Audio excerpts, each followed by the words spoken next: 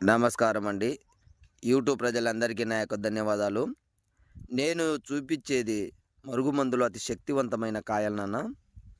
ఇది ఎవరికి యూజ్ చేస్తారంటే, భార్య మాట భర్త వినకపోవడం, భర్త మాట భార్య వినకపోవడం, లేదంటే మనం ఎవరినైనా వశం చేసుకోవాలి అని అనుకుంటే, మనం పెట్టిన 24 గంటల నుంచి 3 రోజుల్లోనే మీరు రమ్మంటే రావడం, కూర్చోమంటే కూర్చోవడం, మీరు చెప్పిన మాట వినడం, చెప్పిన పని చేయడం జరుగుతది.